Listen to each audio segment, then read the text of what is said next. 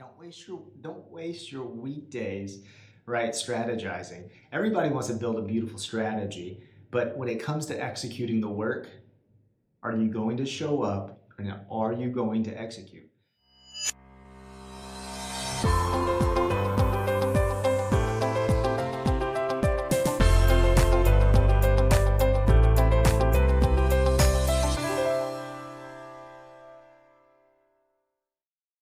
Hey, what's up, guys? I want to today talk about something that's near and dear to my heart. It's called the 80-20, 20-80 rule. Some people have heard it called the Pareto Principle.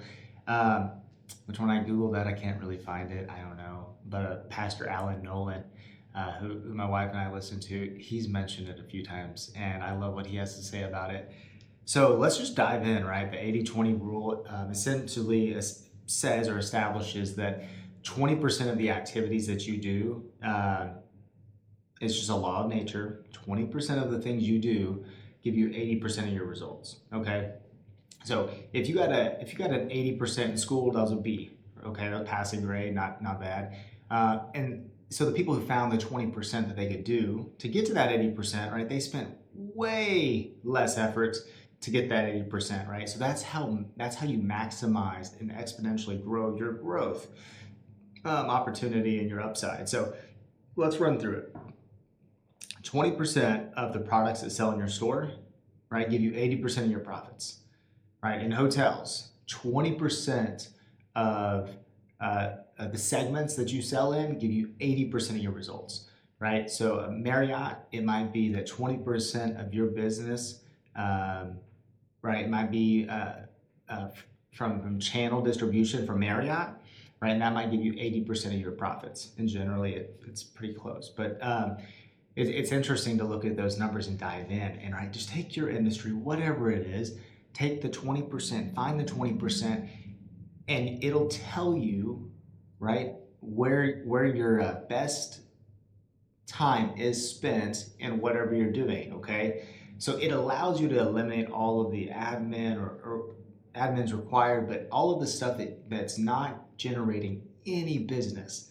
Okay, in real estate, it might be, as a real estate agent, you might be recording content, you might be door knocking, you might be calling people in your phone, texting people in your phone, have a CRM that's auto sending emails and newsletters.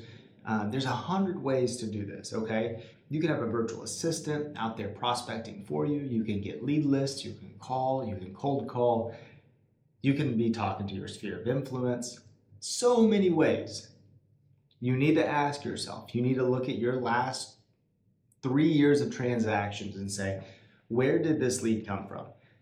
And really do the homework, right? One of my business partners and dear friend, Tom Dowden with Dowden Mortgage Group, he actually talked about how strategies should come on a Saturday. You should do it on Saturday, right? Don't waste your weekdays, right, strategizing. Everybody wants to build a beautiful strategy, but when it comes to executing the work, are you going to show up and are you going to execute? So you got to show up, you got to execute, and find the 20%. So if I go back to the last 3 years and I really think about my real estate clients, where they came from, okay? Truly, I can say that 80% of my success came from 20% of my work. And 20% of my work came from my sphere of influence. Sphere of influence, guys. That means the people that I talk to on a daily, monthly, quarterly, semi-annually basis, right? Those are the people that have generated 80% of my business, okay? But I truly have a hospitality heart, and I want to care for everybody in my circle, anybody who touches me, right, or is in my life. I want to make sure that they are taken care of. And generally speaking, most of those people want to take care of me too, right? And so they do send their business to me. They do come and talk to me about real estate. I'm happy to share any ideas, run through ideas from an investing standpoint, from a primary residence standpoint. They know I know my market based on just us having conversations and based on everything that I like to talk about, everything I like to share with things that are happening in the community, new subdivisions, new activities, new trails, new roads.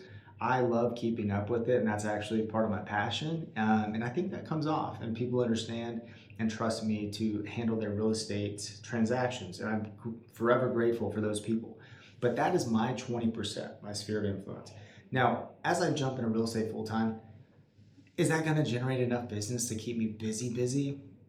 I don't know yet, but I know that I'm going to have to try other buckets, if you will. So, as a real estate agent, we went through some of these buckets earlier, but content create, I just kind of named them off willy nilly, but content creation, okay, your SOI, your sphere of influence, which kind of aligns with the CRM. So, your however you manage your contacts, okay, are you messaging, sending texts out every month, every week, every quarter? Are you sending your email list, newsletters, market updates, right? However you handle your CRM. So SOI, CRM, content creation. So are you creating content to build credibility? Are you creating content to give value? Okay. That's my number one goal with creating this content, is to build and give value to those around me. So I realize that talking to people in my sphere, in Northwest Arkansas, where I'm at, that helps, and that's fantastic. But why not just share it with anybody out there that's wanting to listen or learn? So SOI, CRM, content creation, right? And then I love door knocking.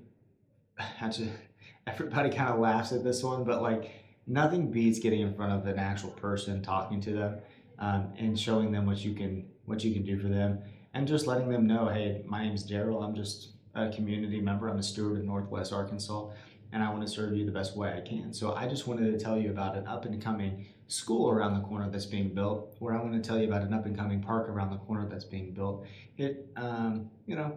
Anything I can do for you to help with real estate needs, buying, selling, investing, I'm here to help. I have a good referral network of contractors, property managers, lenders that I can share with you, title companies, you name it. So the biggest thing is, out of those, I'm going to have to now, for the next 12 months, track those different buckets as a real estate agent and figure out where my 20% is coming from. Is it going to continue to be my SOI, my sphere of influence? It could. It might not. I don't know yet. That's why you have to track these metrics. And people don't like tracking. I'm the worst at tracking. I don't like admin stuff, but I can at least reflect on every single closing that I have and say, okay, where did this lead come from? And let me just go do a little tally mark, right? My goal is only 12 transactions in the next 12 months. I say 12 months, really 2027, my goal is 12 transactions. I want to help 12 people buy or sell a house. It's not an ambitious goal, but it's also not I'm not selling myself short, if you will. So with that, if I have 12 transactions, I want to figure out where 80% or about 9 of those transactions are coming from. And generally 9 of those will come from one of these buckets here. And guess what? We'll figure it out. Next year, I'll probably talk more about my tracking and what my 20% was that got me 80% of my results.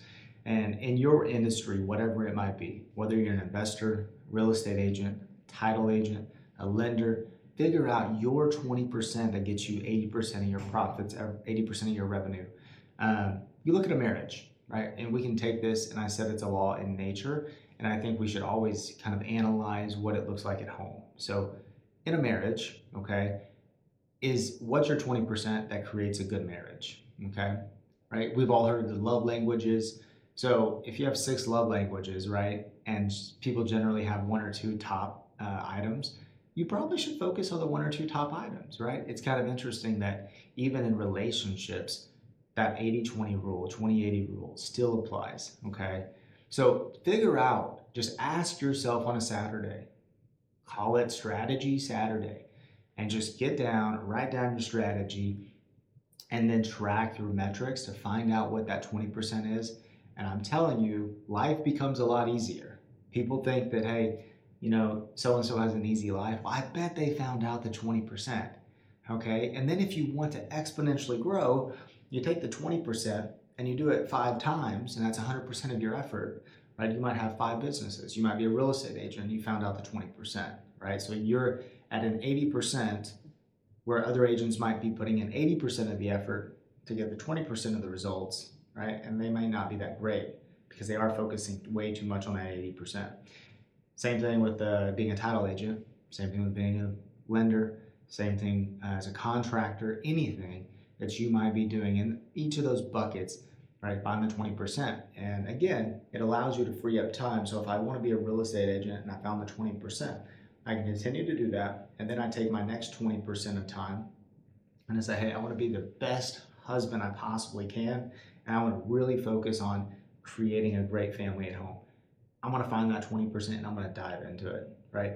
Oh, I might want to start a new business, right? Maybe I want to start a lawn care company. Well, let me find the 20% that's going to give me the 80% of the results. Maybe it's a government contract. Maybe it's a contract with the city. Maybe it's a contract with a commercial developer. Maybe it's a contract with a local grocery store, retailer, right? Whatever that 20% is. And a great way to find out is to go talk to business owners, go talk to brokers, find the people who are already doing it, who are successful, and figure out what their 20% is, right? Don't try to reinvent the wheel. So with that being said, this is more of a passion video than anything, but it's also a productivity video to teach you guys how to be productive in your business.